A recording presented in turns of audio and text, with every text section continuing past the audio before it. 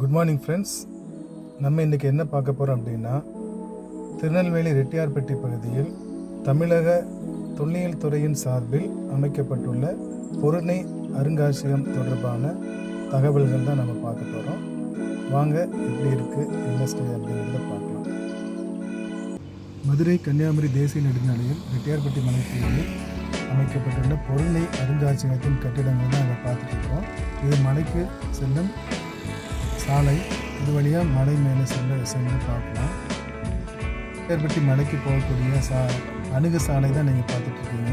இது மலையின் மேலிருந்து பொருணை அருங்காட்சியகம் எவ்வாறு தோற்றமளிக்கிறது அப்படிங்கிற ஒரு ஏரியல் வியூ மாதிரி நம்ம பார்த்துட்ருக்கோம். இதில் நிர்வாக கட்டிடங்கள், அகழ்வாராய்ச்சி கட்டிடங்கள், சுகாதார வளாகம், காட்சிப்படுத்தக்கூடிய கூடங்கள் எல்லாமே அமைக்கப்பட்டிருக்கிறது. நம்ம இப்போ பார்த்துட்டு இருக்கிறது மலை மேலிருந்து. இப்போ நீங்கள் பார்க்கக்கூடியது வந்து கேடிசி நகர் போகக்கூடிய சாலை, மதுரை கன்னியாகுமரி தேசிய நெடுஞ்சாலை, கேடிசி நகர் மதுரை போகக்கூடிய சாலைலாம் நம்ம பார்த்துட்டு இருக்கோம்.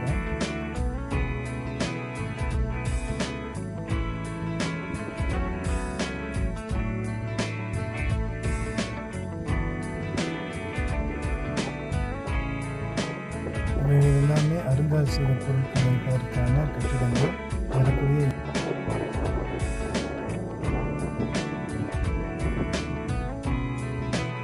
நம்ம இப்போ பார்த்துட்டு இருக்கிறது மேல் பகுதி, மலையின் மேல் பகுதி அமைந்துள்ள காட்சி கோபுரம். இங்கே ஒரு திடல் மாதிரி அமைத்திருக்காங்க சிறு நிகழ்ச்சிகள் நடத்துவதற்கு. இது வந்து தமிழக அரசின் அதிகாரப்பூர்வமான வனவிலங்கான வரையாடு. இங்கே மேலே காட்சி கோபுரத்துக்கு செல்வதற்கான படிக்கட்டுலாம் அமைச்சிருக்காங்க. இது வந்து ஒரு திடல் மாதிரி, சிறு விளையாட்டு நிகழ்வுகள் அதெல்லாம் அமைத்துக் கொள்ளக்கூடிய வகையில் இந்த ஒரு திடல் அமைச்சிருக்காங்க. இது வந்து காட்சி கோபுரத்திற்கு செல்வதற்கான வழி. இது வழியாக ஸ்டெப்ஸ் மூலமாக நம்ம ஏறி மேலே போகலாம். மேலே போய் காட்சி கோபுரத்தை பார்க்கலாம். அங்கேருந்து எப்படி திருநெல்வேலி நகரம், தென்கட் சாலை எப்படி தெரிகிறது அப்படிங்கிறத நம்ம பார்க்கலாம். இது வந்து காட்சிக்கும் 2 அடுக்கு காட்சி கோபுரம் அமைக்கப்பட்டுள்ளது. இது மலையின் மேல் பகுதியில். இது மலை, ரெட்டியார்பட்டி மலை, மலையிலிருந்து நகர் அமைப்பு. இது வந்து செல்லும் வழி, இறங்கும் வழி.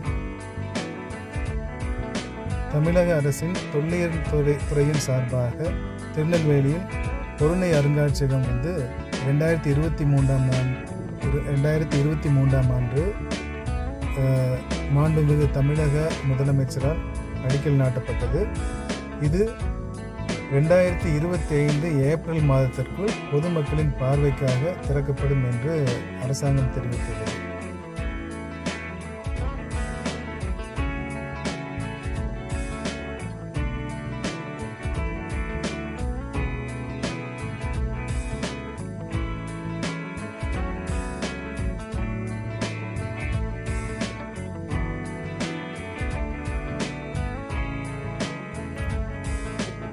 மலையின் மேல் பகுதியில் இது மாதிரி ஒரு காட்சி கோபுரம் வந்து அமைச்சிருக்கு.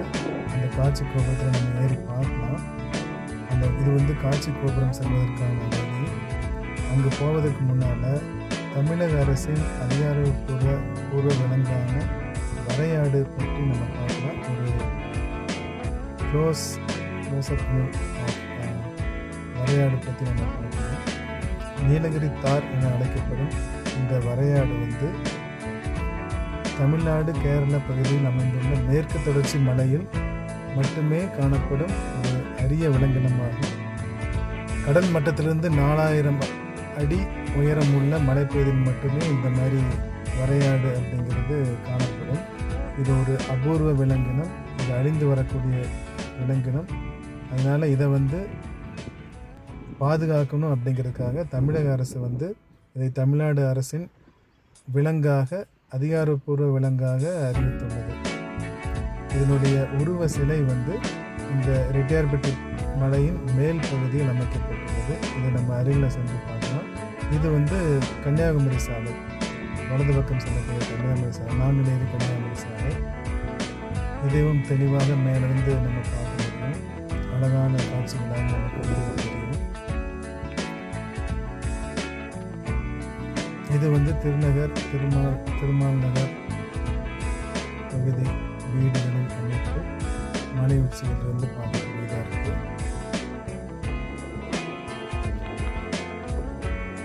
ஆதிச்சநல்லூர், அப்புறம் சிவகலை மற்றும் கொற்கை ஆகிய பகுதிகளில் கிடைத்த அகழ்வாராய்ச்சியில் கிடைத்த அருங்காட்சியக பொருள்களை இங்கு வந்து மக்களின் பார்வைக்காக காட்சிப்படுத்துவதற்காக ஏறக்குறைய 8 தனித்தனி கட்டிடங்கள் கட்டிக்கொண்டிருக்கிறார்கள்.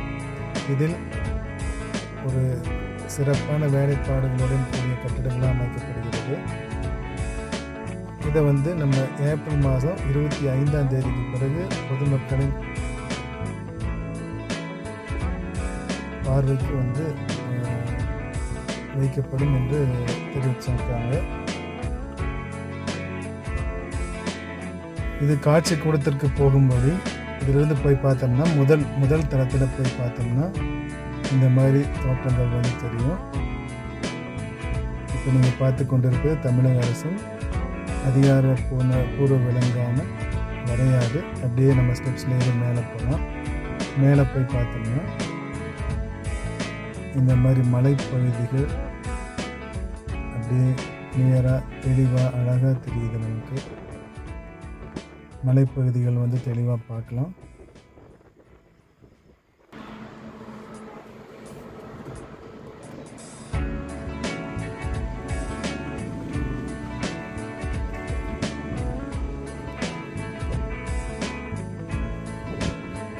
காட்சி கோபுரத்தின் 2ஆம் தளத்துக்கு போகலாம்.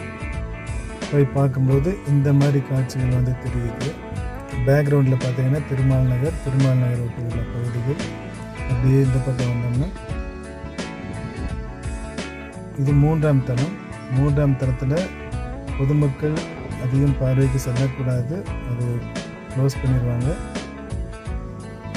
இதுதான் பொருணை அருங்காட்சியகத்தின் ஏரியல் வியூ கட்டிடம் பார்வைக்கு நமக்கு தெரிகிறது. இது கேடிசி நகர் மதுரை சாலை.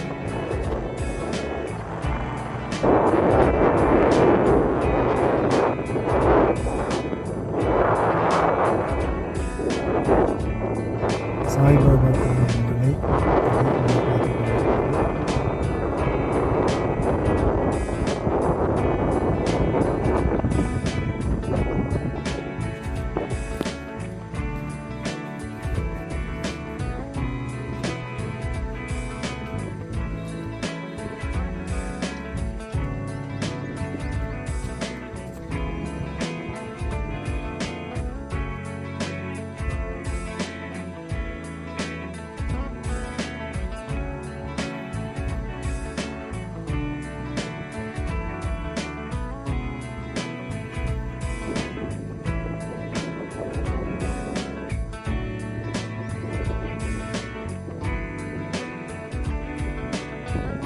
காட்சி கோபுரத்திலிருந்து கீழே இறங்கி அப்படியே வந்தோம்னா நம்ம ஸ்டெப்ஸ் வழியாக அந்த பொதுமக்கள் திடலுக்காக வர முடியும். அங்கிருந்து இடது பக்கம் இந்த மலையிலிருந்து கீழே இறங்குவதற்கான சாலை கொடுக்கப்பட்டுள்ளது. சாலை வந்து வசதி இப்போதைக்கு தெளிவாக இல்லை என்றாலும் கூடிய விரைவில் அது ஒரு தரமான சாலையாக அங்கே வந்து அமைச்சிருவாங்க.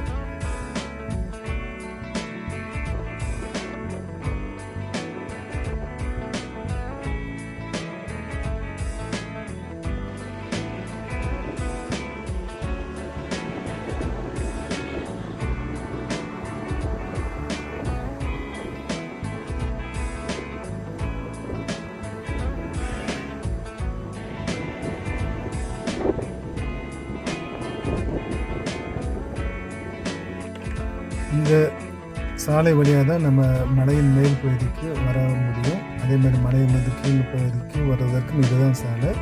இது இப்போதைக்கு சரியான முறையில் அமைக்கப்படாமல் இருந்தாலும் மக்களின் காட்சிக்கு வரும்போது அது தெளிவான சாலைகள் அமைக்கப்பட்டுவிடும். இது வழியாக நம்ம கீழே இருந்தால் ஒரு ஏறக்குறைய ஒரு மலைப்பகுதி சாலை போல் அழகாக அமைந்துள்ளது. இதை நம்ம பார்க்க முடியும். சுற்றிலும் பச்சை பசையல் என்று இருக்கக்கூடிய சாலைகள். இது ஒரு காலத்தில் எவ்வாறு ஒரு மாதிரி மக்கள் இங்கு வருவதற்கே பயப்படக்கூடிய சூழ்நிலை இருந்த இடத்துல தமிழக அரசு ஒரு சிறப்பான அருங்காட்சியகத்தை அமைத்து இது மக்களுக்கு பயன்படக்கூடிய வகையில் எல்லோரும் வந்து செல்லக்கூடிய இடமாக இதை மாற்றி இருக்கிறது. இதற்காக நம்ம தமிழக அரசை பாராட்டணும். சிட்டிக்குள்ளேயே நமக்கு ஒரு பிக்னிக் ஸ்பாட் ஏற்படுத்தி கொடுத்துருக்காங்க. ஏறக்குறைய 33 கோடி ரூபாய் செலவில் 13 ஏக்கர் பரப்பளவில் இந்த பொருணை அருங்காட்சியகம் அமைக்கப்பட்டிருக்கு. நம்ம ஆதிச்சநல்லூரில் கிடைத்த பொருட்கள், சிவகலையில் அகழ்வாராய்ச்சியில் கிடைத்த பொருட்கள் மற்றும் கொற்கையில் பாண்டியரின் துறைமுகமான கொற்கையில் அகழ்வாராய்ச்சியில் கிடைத்த பொருட்கள் எல்லாமே இங்கு தனித்தனி பில்டிங்கில் தனித்தனியாக மக்களின் காட்சிக்கு வைக்க ஏற்பாடு செய்திருக்காங்க. அது மட்டும் இல்லை, வயதானவர்கள், உடல் ஊனமுற்றவர்கள் இவர்களெல்லாம் நடந்து செல்லாமல் பேட்டரி காரில் செல்வதற்கான ஏற்பாடுகளும் செஞ்சுருக்காங்க.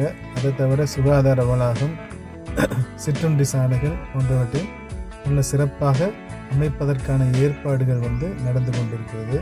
நம்ம இந்த ரோடு வழியாக தான் நம்ம கீழே NH ரோடுக்கு, NH சாலைக்கு வெகு அருகிலே அமைந்திருக்குது இந்த மலை. உங்களுக்கே தெரிஞ்சிருக்கும், வெட்டியாப்பட்டி மலையின் வலது புறத்தில் அமைஞ்சிருக்கு. இந்த வழியாக தான் நம்ம கீழே இறங்கி போகிறோம். இப்போ நம்ம மலையிலிருந்து கீழே இறங்கி போகிறோம். நமக்கு இடதுபுறம் தெரிவது தான் அருங்காட்சியக கட்டிடங்கள்.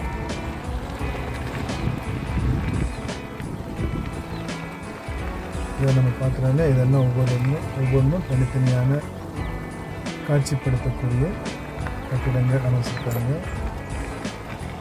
உள்ளூர் கட்டிடக்கலையின் சிறப்போடு அதை தெளிவாக வடிவமைச்சிருக்காங்க. இந்த வழியாக நம்ம கீழே இறங்கி போகணும். மலையிலிருந்து கீழே இறங்கி போகணும்.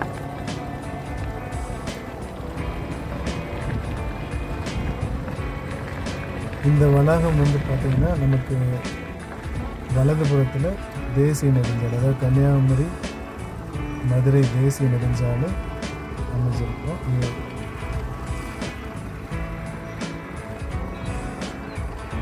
இடதுபுறம் கட்டப்பட்டு கொண்டு இருக்கிறது காட்சியக கட்டிடங்கள்.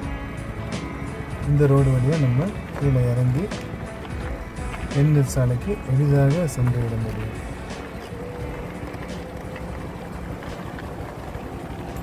இந்த சாலை வழியாக தான் நம்ம கீழே இறங்கி போகணும். இப்போதைக்கு இந்த மாதிரி மண் தரையாக தான் இருக்குது. கூடிய சீக்கிரத்தில் அருமையான சாலையாக மாற்றப்படும்.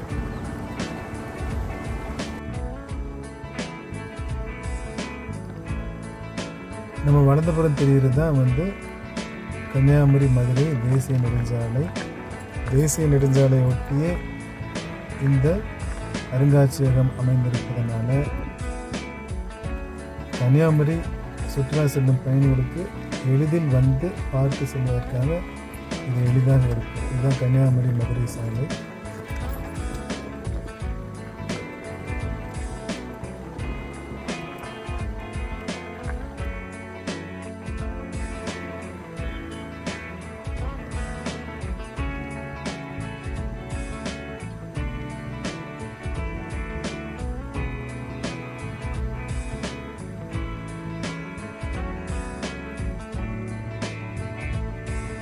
இந்த சாலை வழியாக நம்ம கீழே இறங்கி தேசிய நெடுஞ்சாலைக்கு வந்துவிட முடியும். வலது பக்கம் தேசிய நெடுஞ்சாலை, இடது பக்கம் அருங்காட்சியக கட்டிடங்கள் இருக்குது. இதோ நம்ம தேசிய நெடுஞ்சாலை ரீச் பண்ண போகிறோம். தேசிய நெடுஞ்சாலைக்கு வந்தாச்சு.